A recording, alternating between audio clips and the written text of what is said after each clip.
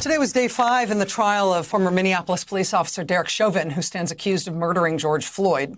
Heading into this week, we knew this was going to be a trial under incredible scrutiny, with the whole country watching. I don't think anybody expected that just 1 week in, we would have seen the gut-wrenching, emotional, and often surprising testimony that the prosecution has put on every day this week. There were the opening arguments on Monday. By Tuesday, prosecutors had started calling to the stand one by one each of the people who watched George Floyd die on that Memorial Day evening last year. Some of the witnesses were so young at the time they witnessed the alleged crime that the courtroom didn't allow their faces to be shown on camera.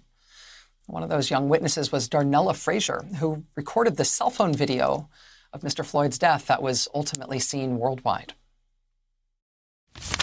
When I look at George Floyd, I look at my dad, I look at my brothers, I look at my cousins, my uncles, because they are all black.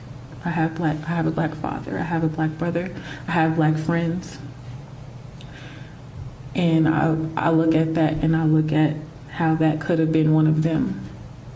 It's been nights. I stayed up apologizing and apologizing to George Floyd for not doing more and not physically interacting and not saving his life. Stayed up apologizing to George Floyd for not saving his life. Darnella Frazier would end up being one of several young people who testified about living with guilt after Mr. Floyd's death, despite them not being in any way responsible for it. On day 3 of the trial, it was Christopher Martin, the 19-year-old store clerk who had accepted an allegedly counterfeit $20 bill from Mr. Floyd that day and then reported it to his boss so it wouldn't be taken out of his paycheck. That incident was what led to the police being called to the scene that day.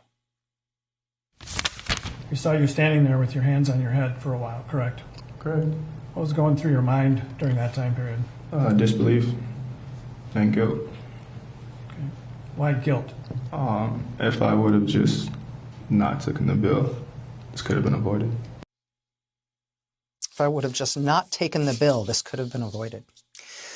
By day 4 of the trial, yesterday, the prosecution had called to the stand George Floyd's girlfriend at the time of his death, the first witness in the trial who'd actually personally known Mr. Floyd before he died.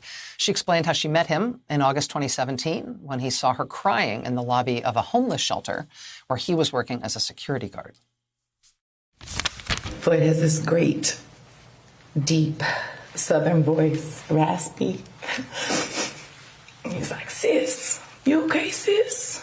And I wasn't okay. I said, "No, I'm just waiting for my son's father." Sorry.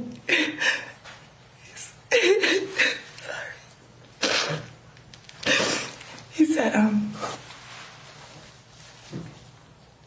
"Well, can I pray with you?" When the prosecution announced its witnesses for today, it was sort of expected that it would be a less dramatic day in court, in part because the 2 witnesses prosecutors put on the stand today were both police officers, former colleagues of Derek Chauvin, which is why I think it caught everybody's attention when Lieutenant Richard Zimmerman, who is literally the highest-ranking officer on the entire Minneapolis police force, he told that jury today that Officer Derek Chauvin's actions were against department policy. What he did is not what officers are trained to do. He called the use of force against George Floyd, quote, totally unnecessary. Again, this is the most senior police officer in the Minneapolis Police Department. His testimony was described by the New York Times today as devastating for Officer Derek Chauvin's defense. Watch. Have you ever, in all the years you've been working for the Minneapolis Police Department, been trained to kneel on the neck of someone who is handcuffed behind their back in a prone position? No, I haven't. Is that, if that were done, would that be considered force? Absolutely. What level of force might that be? That would be the top tier, the deadly force. Why? Because of the fact that if your knee is on a person's neck, that can kill him. What is your your view of that use of force during that time period. Totally unnecessary. What do you mean? Well, first of all, pulling him down to the ground, face down, and putting your knee on the neck for that amount of time is just uncalled for. I saw no reason why the officers felt they were in danger, if that's what they felt. And that's what they would have to feel to be able to use that kind of force. Again, that is the senior police officer on the Minneapolis police force. That testimony today, again, described as devastating for the officer's defense. According to the pool reporter in the courtroom, during that part of Lieutenant Zimmerman's testimony, almost all of the jurors could be seen furiously taking notes. Today was a shorter day of testimony, one that I didn't expect to be as affecting. But hearing from these police officers, particularly Lieutenant Zimmerman today, it felt like a sledgehammer for the prosecution today. I have to ask you how you saw it in context and how effective you think these witnesses have been.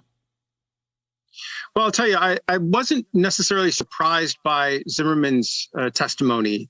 I've covered Lieutenant Zimmerman for many years. I've interviewed him for a couple different stories and seen him kind of how he interacts with the public.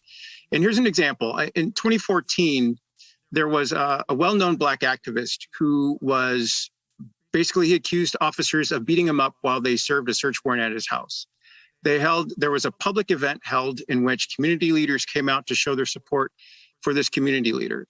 And Zimmerman was there, the only member of the police department to show up. And he basically said, hey, I'm sorry this happened to you. I hope you get justice.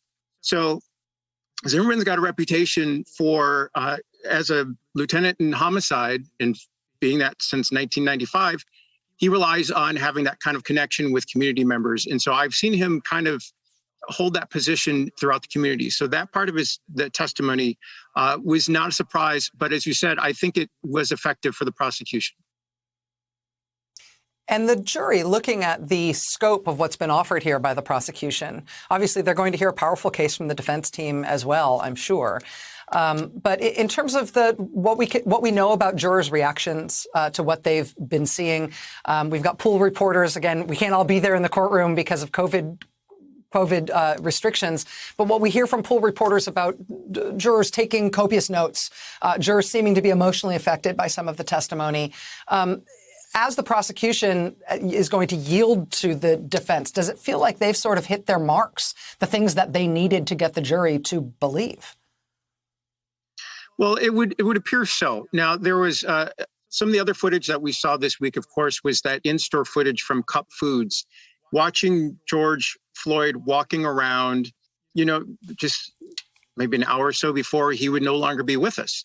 And the pool reporter that day noticed how the jurors were paying attention and looking at George Floyd making these movements. I mean, you could see him kind of wiggling about, and as the clerk said, he appeared that he was high, but was a friendly person and was pleasant to talk to. So I think it's those types of moments that I see have had an impact on jurors. They seem to be paying attention to seeing George Floyd as a living person before, obviously, what we saw in those videos of him taking his last breaths. Brent Williams, reporter from Minnesota Public Radio. Hey, thanks for watching our YouTube channel. You should know that you can follow today's top stories and breaking news and catch up on your favorite MSNBC shows all in one place. Download the NBC News app today.